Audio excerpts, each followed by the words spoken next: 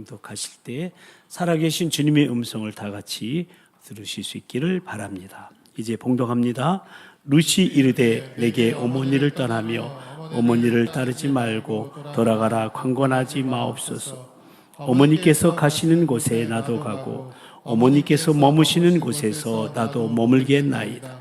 어머니의 백성이 나의 백성이 되고 어머니의 하나님이 나의 하나님이 되시리니 어머니께서 죽으시는 곳에서 나도 죽어 거기 묻힐 것이라.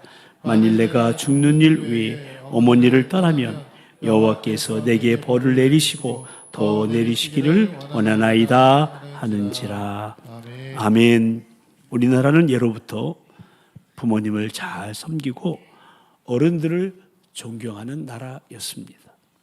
그래서 한국에 왔던 최초 의료 선교사 엘렌은 우리나라에 대해서 조선은 늙음과 죽음이 두렵지 않은 노인들의 천국이다라고 말했어요.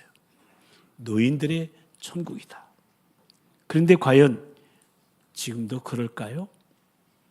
유니세프라는 유엔 아동기금 아태 지역 사무소에서 중국, 홍콩, 오스트레일리아 등 태평양 지역의 17개 나라 가운데서 9세부터 17세까지의 청소년 1만 명 이상을 대상으로 어른들을 존경하는지에 대해서 조사를 했는데 이 질문에 존경한다고 답한 우리나라의 청소년들은 13%로 그중에 꼴찌였다고 합니다. 그리고 어른을 전혀 존경하지 않는다는 그렇게 대답한 우리나라의 학생은 20%로 다른 나라들의 2%에 비해서 10배라고 했습니다. 여러분, 하나님께서는 부모를 공경하는 자에게 하나님의 복을 허락하여 주신다고 하셨는데 정말 심각한 문제가 아닐 수가 없습니다. 유명한 영국의 역사가 에드워드 기본은 로마 제국의 쇠망사라는 책을 썼는데 수많은 학자와 학생들이 그리고 많은 사람들이 이 책을 읽고 감동을 받았습니다.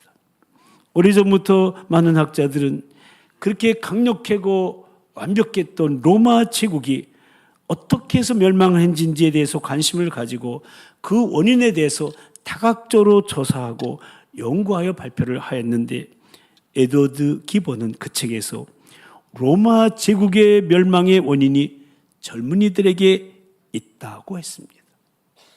물론 로마 제국이 도덕적으로 타락한 것도 한 원인이고요. 외적의 침입이 또 있었지만 가장 중요한 원인은 젊은이들에게 있었다는 것입니다. 그 당시 로마의 젊은이들은 대로마 제국이라는 자부심과 부와 힘에 도취되어서 지나온 역사와 로마 제국을 이끌어온 어른들, 그분들의 지혜와 판단력을 거부했어요. 다시 말해 노인들, 그 어르신들의 경력과 지식을 거부하고 멸시해버린 거예요. 실제적인 예로 그 당시 로마의 젊은이들은 로마의 원로원, 즉 로마를 이끌어가는 국회의원들에게 반기를 들었어요. 그래서 60세 이상의 노인들은 다리 밑으로 떠밀어 버려라. 60세 넘으신 분들은 다리 밑으로 다 밀려 떨어지는 거예요. 59세라고요? 네, 괜찮네. 구호를 외치고 다녔다는 거예요. 에드워드 기본은 이렇게 어른들의 말을 듣지 않고 부모의 말도 듣지 않고 원로원도 무시한 채 시행착오를 겪다가 로마는 결국 멸망했다고 결론을 내리고 있습니다. 오늘은 어버이 주일입니다. 우리는 지난 주간에 어버이날을 보내면서 부모님의 사랑과 은혜에 대해서 감사하는 시간을 가졌습니다. 어떤 분한테 여쭤봤어요. 자녀들이 다녀갔죠? 왔다 갔어요. 대접 많이 받으셨죠? 뭘요? 아빠 5만 원, 나 5만 원 주고 싸가지고 가고 가져간 건 더 많아요. 그래. 그래도 찾아와서 그런 대접도 받았다 말씀하시더라고요. 근데 여러분, 효도해드리고 싶은데 부모님이 계시지 않아서 회한이 남은 무거운 마음으로 5월 8일 어버이날을 보내신 분도 있을 거예요. 그래서 여러분, 효도는 미뤄서 안 되는 거예요. 돌아가신 다음에 제사상 커다랗게 거하게 차려놓는 것 효도 아니에요. 뭐 와서 잡수식 한다고요? 끝난 다음에 자기들이 다 먹더라고요. 우리가 잘 아는 10계명의 그 10가지 계명 중에서 9가지 계명은 나를 따라다니는, 평생 나를 따라다니는 계명이에요. 그러나 네 부모를 공경하라는 제5계명은 어느 날 문득이 내 곁을 떠나버리고 마는 계명입니다.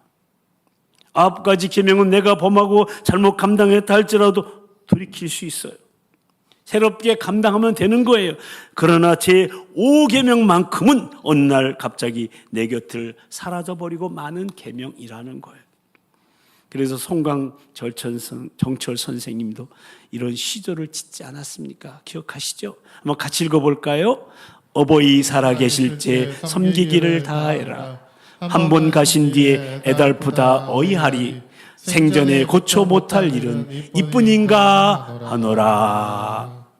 여기서 아멘 안 해도 되겠죠. 그러므로 제5계명은 부모님이 돌아가신 다음에야 슬퍼하는 계명이며 자녀들로부터 푸대접받고 늙음의 비애가 내 인생에 넘치는 그때 더욱 서러워지는 계명이 제5계명인 겁니다.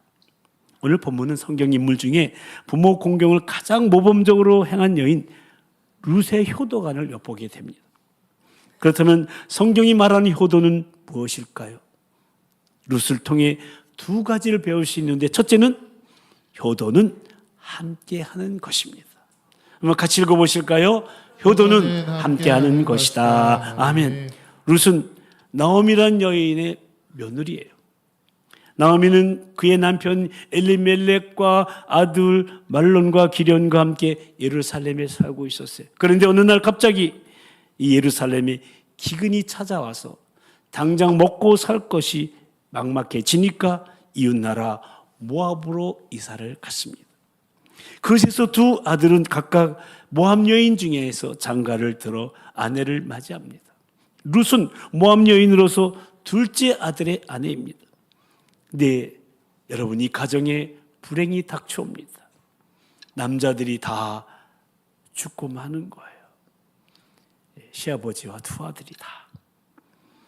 이제 나오미는 고향으로 돌아갈 수밖에 없습니다. 그래서 나오미는 2 자부를 불러서 얘들아, 너희 조국 모압에 그냥 머물러 있거라 부탁했어요.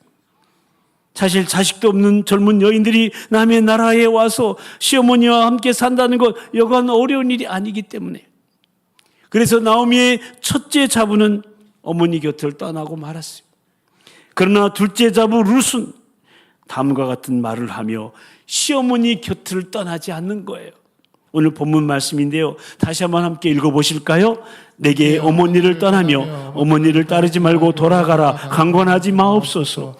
어머니께서 가시는 곳에 나도 가고 어머니께서 머무시는 곳에서 나도 머물겠나이다. 어머니의 백성이 나의 백성이 되고 어머니의 하나님이 나의 하나님이 되시리니 어머니께서 죽으시는 곳에서 나도 죽어 거기 묻힐 것이라.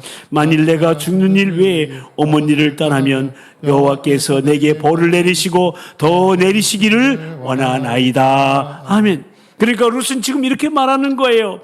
어머니께서 가시는 곳에 나도 가겠습니다. 어머니께서 머무시는 곳에 나도 머물겠습니다. 어머니께서 죽으시는 곳에서 나도 죽겠습니다. 죽는 일 외에는 나는 어머니를 결탄코 떠나지 않겠습니다. 그러니까 자신의 살고 죽는 모든 것을 시어머니와 함께 하겠다는 거예요. 이 얼마나 훌륭한 효도입니까? 효부 아니에요? 이 함께함이 효도의 근본이 되는 거예요. 2 아들을 둔 할머니가 계셨어요. 장남은 사업에 크게 성공했어요.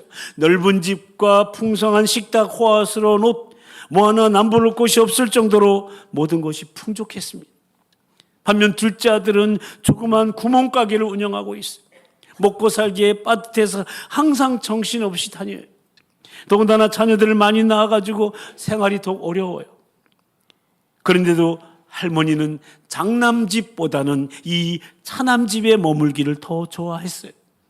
하루는 장남이 어머니에게 찾아와서, 어머니, 동생은 먹고 살기도 힘들어요. 어머니가 그곳에 가시면 부담스러워해요. 제가 더 좋은 음식과 옷으로 잘 봉양할 테니 저희 집에 오셔서 사세요. 그래서 어머니가 이렇게 대답하셨습니다. 내게 필요한 것은 좋은 음식과 옷이 아니야. 내 동생은 그렇게 바쁜데 밤에 들어오면 꼭 내 가려운 등을 긁어준단다. 그리고 손자들은 그날 학교에서 밖에서 있었던 그 재미있는 일들을 나에게 와서 다 말해주지. 그래서 이 할머니는 작은 아들 집에 머물기를 더 좋아한다는 것입니다.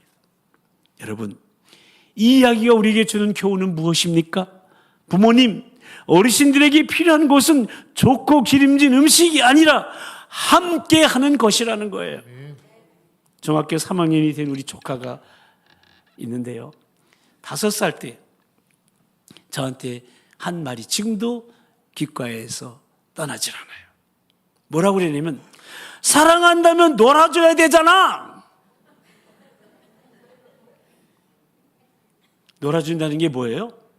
함께 하는 거잖아요. 그러니까 그 아이에게 있어서 사랑은 함께 하는 거예요. 마찬가지예요. 부모님과 함께 하는 것이 바로 부모님을 사랑하는 증거요, 효도라는 거예요. 효도에는 봉양과 양지 두 가지 형태가 있죠. 봉양은 그날의 의식주를 정성껏 보살펴서 부모님을 편안하게 해드리는 것을 말하고요. 양지는 부모님의 마음을 헤아려서 마음을 편안하게 해드리는 걸 말하는 거예요. 그렇다면 과연 부모님을 향한 저와 여러분은 그 모습이 어떠한지요? 봉양과 양지를 잘하고 있는지 스스로 한번 돌아봐야 할 것입니다. 미국의 심리학자 스키너가 이런 말을 했어요. 당신이 노년의 삶에 대해서 알고 싶다면 안경에 먼지를 가득 씌워라. 또 귀를 솜으로 들이막아라. 커다랗고 무거운 그 신발을 신어라. 장갑을 낀 다음에 정상적으로 하루를 살아봐라, 보내봐라, 이거예요. 무슨 말일까요? 나이가 들면은요, 시력도 나빠지고 청력도 멀어지고 감각도 무뎌질 뿐만 아니라 기력이 쇠해져서 신체적으로 생리적으로 매우 불편하고 불안전한 상태에서 살아가는 것이 바로 노년기의 어르신들의 특징이라는 거예요.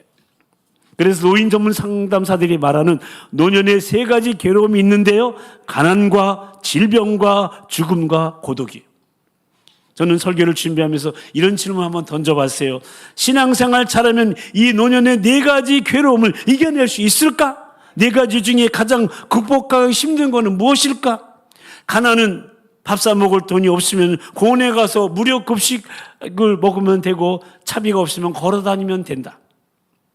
질병은 아프면 병원에 가거나 약을 먹으면 됩니다.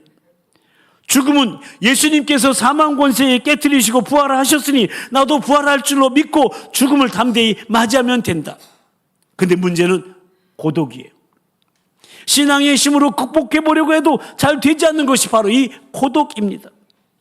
자녀들과 한 집에 사는데도 어르신들은 고독합니다. 왜 그럴까요? 왕따 당하기 때문에 그래요. 집안에 개가 강아지가 들어오면 그렇게 반겨하면서도 부모님은 반겨하지 않아요. 자녀들과 따로 혼자 살면은 격리 수용 지경이고요, 창살 없는 감옥에 사는 것과 같아요. 연락도 오지 않아요. 젊었을 때의 고독은 그래도 괜찮아요. 괜히 젊었을 때는 고독해 보이려고 일부러 고독을 씹기도 하잖아요.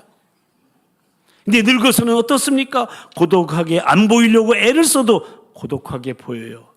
외로운 거예요. 젊어서는 고독이 찾아와도 바쁘게 살고 정신없이 살면 고독은 사라지는 거예요. 그러나 늙어서는 어떻습니까? 고독을 이겨낼 수 있는 힘도 없고 바쁘게 살 수 있는 일도 없습니다. 그만큼 고독을 이기기가 힘들다는 말이에요. 그러면 어르신들이 고독을 극복하려면 어떻게 해야 합니까? 철없는 자식들이 이렇게 얘기해요. 기도하세요. 새벽 기도 나가면 기도하면 극복하게 될 거 아니에요? 이런 자식들은 불효 자식들이에요. 효도하는 자식들은 룻과 같이 괴로워하는 부모님과 함께 하는 거예요.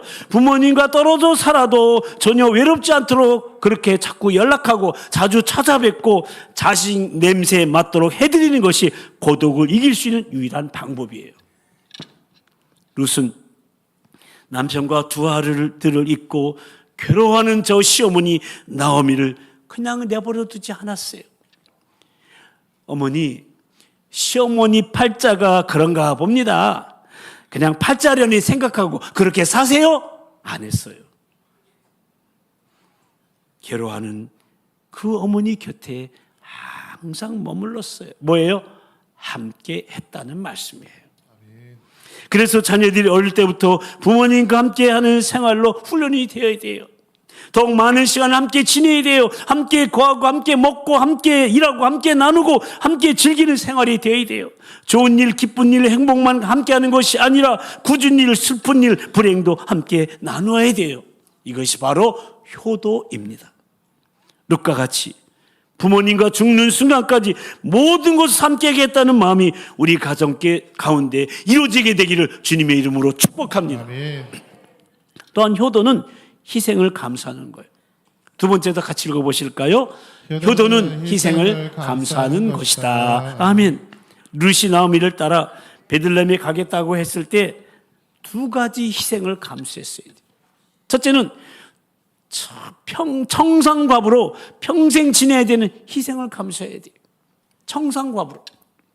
고대 근동에서는 가문을 이어가기 위해서 형사 취수제라는 것이 있었어요. 이게 뭐냐면 형이 죽었을 때 동생이 그 형수를 취하는 제도예요. 근데 룻은 어떻습니까? 자기 남편 기론도 죽고 아주버니인 말년도 죽은 상태이고 더 나아가 시아버지 엘리멜렉도 죽은 상태예요. 그렇다고 해서 시어머니 나오미가 다시 결혼해서 아이를 낳을 수 있는 형편도 아니에요. 나중에 보면 가문의 기업을 물을 자라고 해서 보아스가 등장하지만 이것은 하나님의 기적 같은 은혜이지 그 당시 보편적인 사회적 상황은 아닙니다. 그러니까 룻은 평생 청산과부로 늙어 죽어야만 하는 희생을 감수하면서 시어머니 나오미와 함께 베들레헴에 가겠다고 따라 나선 거예요. 둘째는 평생 가난한 생활을 해야 되는 희생을 감수해야 됐어요. 모압에서 나오미가 나올 때 빈털털이었어요. 나오미와 룻이 베들레헴에 살 일은 뭐예요? 남이 밭에 가서 추수 끝난 다음에 이삭 죽지 하는 거예요.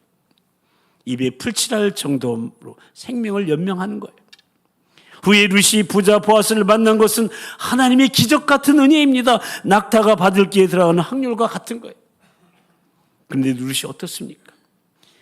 청산과부의 어려움, 가난의 어려움을 모두 다 감수하고 시어머니 나오미를 따라간 거예요. 그러니까 룻은 자신의 이익 때문에 움직이지 않고 모든 어려움을 감수하면서까지 희생적으로 시어머니를 봉양한 거예요. 여기서 우리는 무엇이 효도인가를 배울 수 있습니다. 효도란 자신의 이익 때문에 공경하는 것이 아니에요. 모든 어려움과 손해를 감수하면서까지 공경하는 것이 바로 효도라는 거예요. 룻은 남편도 없고 자식도 없는데 지극한 정성으로 시어머니를 섬겼어요. 남편이 있든지 자식이 있든지 하면은 그 정에 얽혀서 한울 수 없이 공경할 수도 있다고 하겠지만 룻은 남편도 없고 혈육 하나도 없는데 시어머니를 잘 섬겼습니다. 그것도 자기 나라가 아니잖아요. 더군다나 재산도 하나도 없는 외국의 시어머니를 외국에까지 따라와서 섬겼으니 이보다 더 큰 효도가 어디 있겠습니까? 그러니까 룻은 인간적인 계산으로 전혀 자신에게 이익이 없는 그런 시어머니를 지극정성으로 섬긴 거예요. 여기서 우리가 한 가지 간과하지 말아야 될 게 있어요. 룻이 선택한 거예요. 인생에 있어서 가장 중요한, 가장 유익한 선택을 했다는 거예요. 그것은 바로 오늘 본문의 고백에 나오잖아요. 어머니의 백성이 나의 백성이 되고 어머니의 하나님이 나의 하나님이 되신다는 거예요. 그러니까 하나님을 섬기기로 선택하고 하나님을 섬기는 마음으로 어머니를 섬긴 거예요. 이런 룻에게 하나님께서 어떻게 하셨어요? 청산갑으로 죽게 만들었을까요? 아니죠. 부자 보아스라는 사람을 만나서 결혼하게 되었어요. 그녀가 이 생을 감수한 청산가부의 처지와 가난 문제를 해결해 주셨어요. 거기서 끝났나요? 다윗의 가문을 이루게 하셨어요. 다윗의 증조 할머니가 바로 이 룻이에요. 그리고 그 후손에서 예수 그리스도가 탄생하게 된 거예요.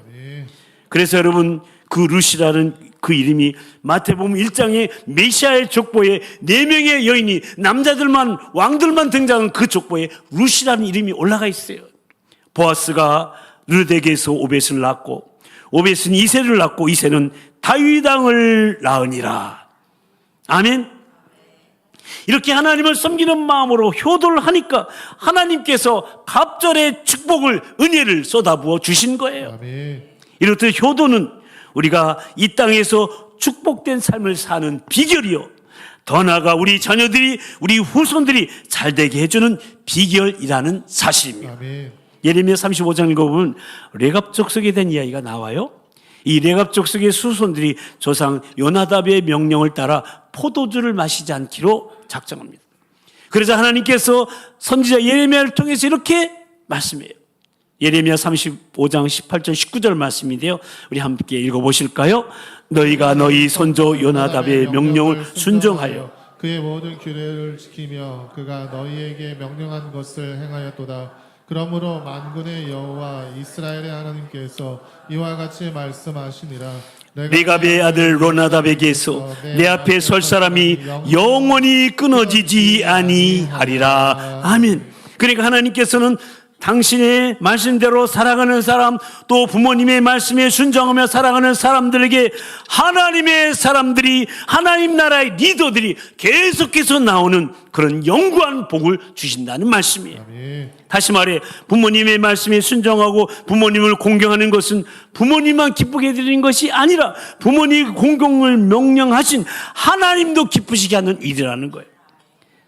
부모님의 말씀에 순종하고 부모님을 공경하는 것은 하나님께 복을 받는 그런 길이라는 말씀이에요. 아멘. 여러분, 미국의 중고등학생들에게는 꼭 부모 공경을 가르칠 때 조시성을 가진 사람을 꼭 추천한대요. 조지 워싱턴. 전에도 말씀드렸죠.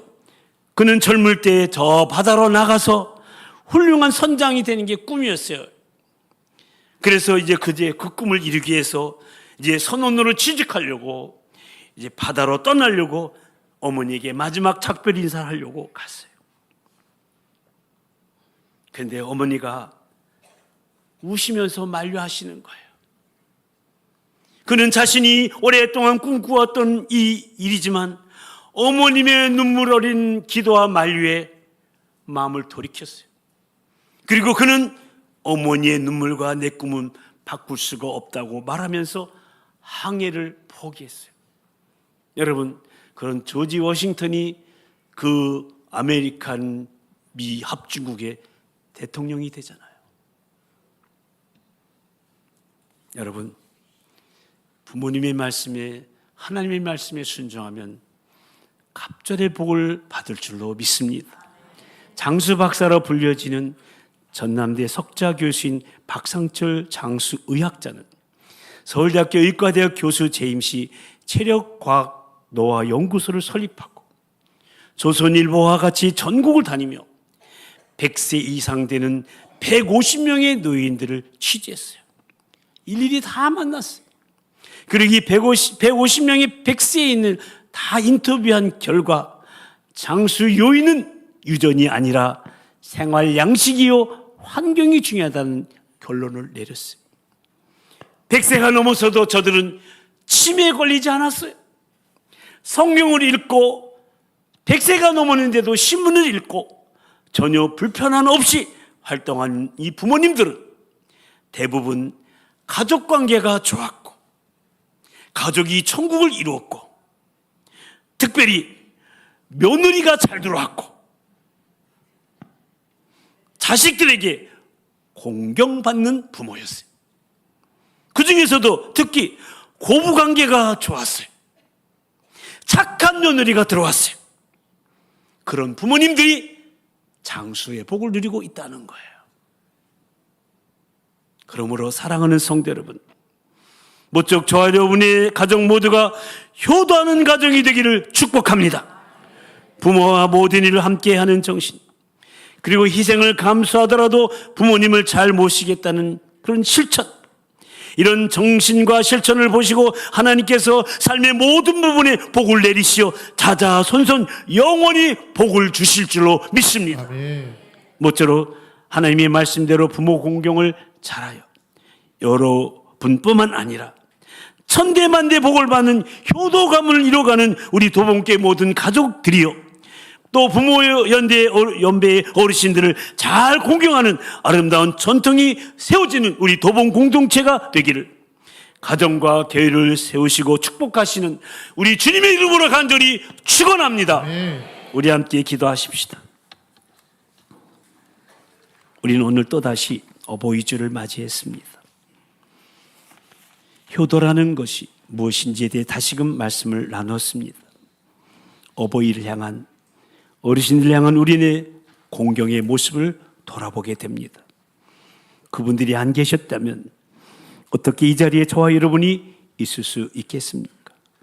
부모님이 저와 여러분을 낳아주셨기 때문에 이렇게 이 자리에 존재하는 것이 아니겠습니까? 그래서 예수 믿고 구원받은 하나님의 자녀로서 천국을 소망하며 살아갈 수 있는 기회 또한 얻은 것이 아니겠습니까? 그것 하나만으로도 우리 부모님들은 충분히 우리의 공경의 대상이십니다.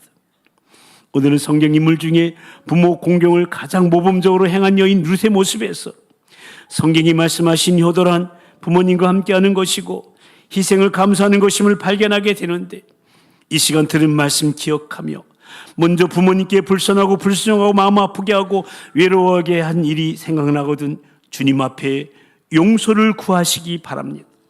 그리고 효도란 부모님만 기쁘시게 하는 것이 아니라 부모 공경을 명령하신 하나님도 기쁘시게 하는 일이기에 하나님의 복을 받는, 그야말로 이 땅에서 축복된 삶을 사는 비결이요, 우리 자녀들, 우리 후손들을 잘되게 해주는 비결임을 잊지 말고 이제부터 부모님의 의식주를 정성껏 보살피며 또 그 마음을 헤아리면서 부모님을 향한 봉양과 양지를 잘 하겠다고, 룻처럼 하나님을 섬기는 마음으로 효도하겠다고, 레갑 족속처럼 어르신들의 말씀에 순종하겠다고, 조지 워싱턴처럼 어머니의 눈에서 눈물 흘리지 않게 하겠다고, 그리고 효도는 부모님이 살아계실 때만 가능한 것이기에 지금 살아계실 때, 곁에 계실 때 효도하겠다고, 혹 돌아가시고 이 세상에 안 계신다면 부모님 연배 어르신들을 섬기며 그렇게 효도하는 믿음의 자녀로서 나머지 인생길을 걸어가겠사오니 성령님 도우시고 인도해 달라고 옆에 사람 목소리가 들리지 않을 정도로 크게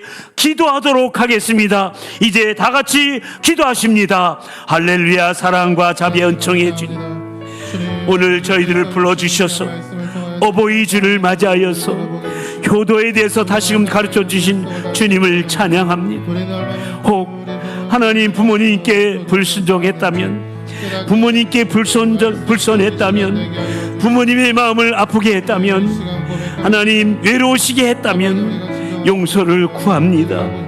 아버지 하나님, 이제부터 룻처럼 효를 다하겠습니다. 부모님을 기쁘시게 하는 것이 아니라 하나님도 기쁘시게 하는 일이기 때문에, 하나님의 복을 받는 일이기 때문에 하나님 효도하는 삶을 살겠습니다. 우리 자녀들, 우리 후손들을 잘되게 하는 비결임을 알았사오니 부모님의 의식주를 정성껏 살펴드리고 그 마음을 헤아리면서 부모님을 향한 봉양과 양지를 잘하기로 결단합니다. 하나님, 룻처럼 하나님을 섬기는 마음으로, 레갑 족속처럼 어르신들의 말씀에 순종함으로, 조지 워싱턴처럼 어머님의 눈에서 눈물 흘리지 않게 하는 그 효도를 하기로 다짐하는 여기에는 한 사람 한 사람 위에, 가정 위에, 자녀들 위에, 우리 교회, 이 나라 민족 위에 만복으로 역사하시고 축복의 통로가 되게 역사하시고 인도해 주시옵소서. 하나님 아버지, 오늘 어버이 주일을 맞이하여 효부 룻의 모습을 통해 부모 공경에 대한 말씀을 나누며 어떻게 하는 것이 어버이를 잘 섬기는 효도인지 다시금 생각하게 하시니 참으로 감사를 드립니다. 그동안 불순종하며 불쌍하며 부모님을 외롭게 하고 슬프게 했던, 공경하기보다는 오히려 공격했던 우리의 모든 폐륜적인 불효를 용서하여 주시고, 이제 우리는 부모님들을, 또 부모 연배 어르신들을 공경하는 효도의 삶을 우리 모두 살아가길 결단하며 기도해 싸우니, 성령님 우리의 결단을 붙드시고 효도할 수 있도록 힘을 더하여 주시옵소서. 모쪼록 함께함이 효도의 근본임을 늘 기억하며 그날그날의 의식주를 젊고서 보살피는 봉양과 그 마음을 헤아려드리는 양지를 통해 그 삶과 마음을 편안하게 해드리는 일을 즐겨하며, 나이가 들면 시력, 청력이 떨어지고 감각이 무뎌질 뿐만 아니라 기력이 쇠잔해져서 신체적으로나 생리적으로 매우 불편하고 불안전한 상태에 살아가는 것이 노년의 특징임을 인지하며 그 곁에 머물기를 좋아하게 하시고, 비록 떨어져 살아도 외롭지 않으시도록 자주 연락드리고 찾아뵈며 돌아가시는 순간까지 모든 것을 함께 하겠다는 마음이 우리 가정 가운데, 우리 자녀들 가운데 회복되게 하여 주시옵소서. 또한 효도란 모든 어려움과 손해를 감수하면서까지 공경하는 것임을 잊지 말게 하시고, 하나님을 섬기는 마음으로 부모님을 또 어르신들을 공경함으로 룻처럼 하나님께 부어주시는 갑절의 축복을 누리며, 레갑 족속처럼 자손 대대로 끊어지지 않은 영구한 복을 누리며, 조지 워싱턴처럼 더 큰 인물로 쓰임받는 축복을 누리는, 그야말로 하나님의 말씀대로 부모 공경을 실천하며 천대만대 복을 받는 효도감을 이뤄가는 복된 가정들이 다 되게 하시고, 우리 도봉교회는 어르신들을 공경하는 아름다운 전통으로 세워가는 효도 공동체가 되게 하여 주시옵소서. 아직 주님을 영접하지 못한 부모님들이 계시다면 주님을 영접하고 영생을 얻을 수 있도록 간절한 기도와 신앙의 모범을 보이는 믿음의 효자, 효부, 효녀, 효소들이 다 되게 하여 주시옵소서. 믿사옵고 의리로 축복된 삶을 살게 하시려고 어버이 공경을 명령하신 하나님 아버지를 찬양하오며 살아계신 우리 주 예수 그리스도의 이름으로 간절히 기도드리옵나이다. 아멘. 이 시간은 효도 서약을 하는 시간입니다. 이 효도 서약은 하나님께서 명하신 어버이 공경이란 효도의 삶을 살고자 우리 부모님들을, 그리고 부모 연배 어르신들을 공경하며 섬기겠다고 다짐하는 거예요.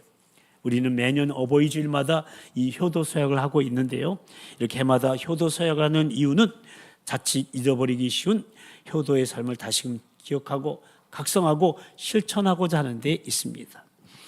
주보 간지에 넣어드린 도봉교회 효도 서약문 가지고 계시죠? 또 앞에 화상에도 띄어진 효도 서약문을 보시고 이제 서약할 거예요. 제가 효도 서약하고 선창하면 여러분은 오른손 드시고 우리 도봉성결교인 읽으시며 다짐하면 되는 거고요. 끝나면 2025년 5월 11일 어버이 주일에 자녀 누구누구 하면서 자신의 이름을 말하고 아래에 있는 신명기 5장 16절까지 읽어주시면 되는 거예요.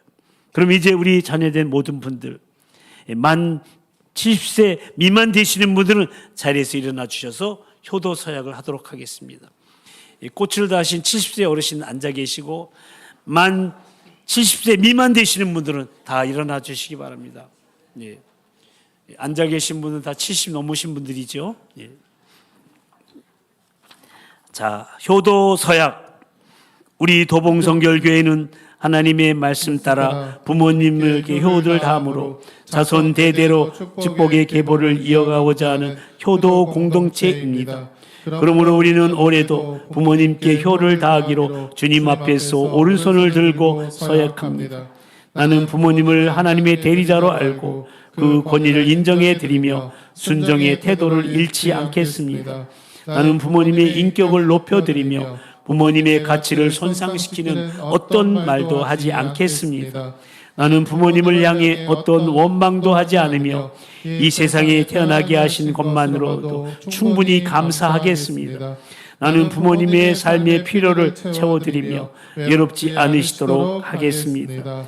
나는 부모님이 천국 소망을 가지고 사시도록 부모님께 복음을 증거하겠습니다. 2025년 5월 12일 오보이질의 자녀 조병재. 너는 내 하나님 여호와께서 명령한 대로 내 부모를 공경하라. 그리하면 내 하나님 여호와가 내게 준 땅에서 네 생명이 길고 복을 누리리라. 아멘. 이제 다 같이 자리에서 일어나셔서 마지막 축복성 하겠습니다.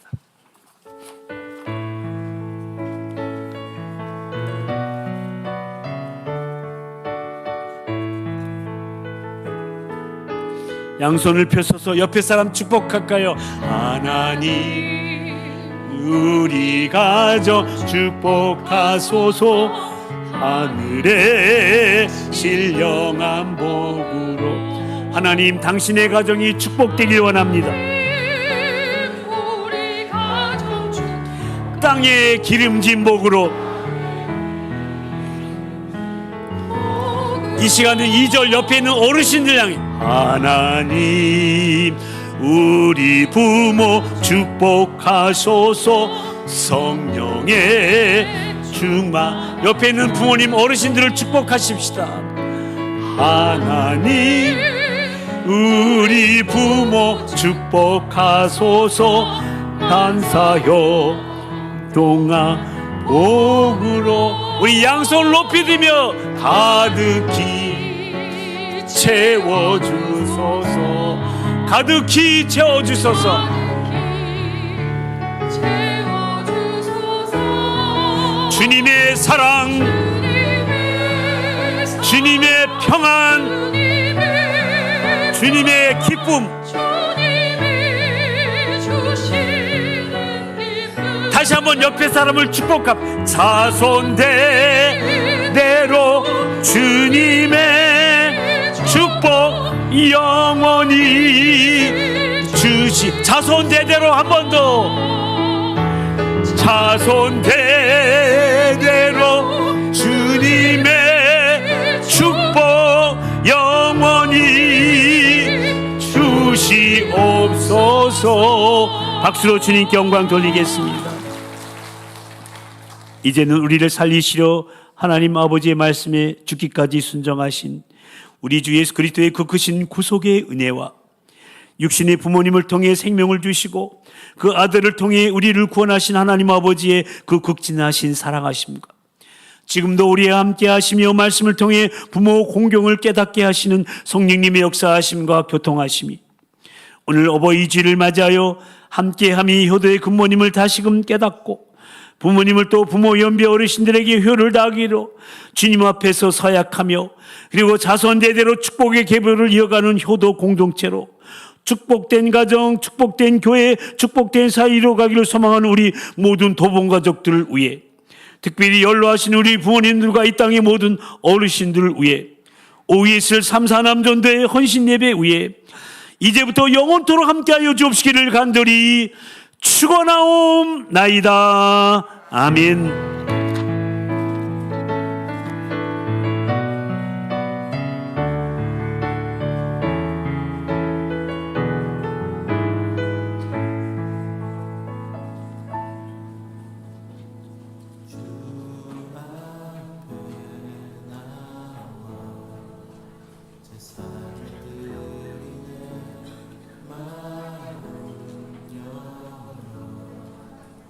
Yes.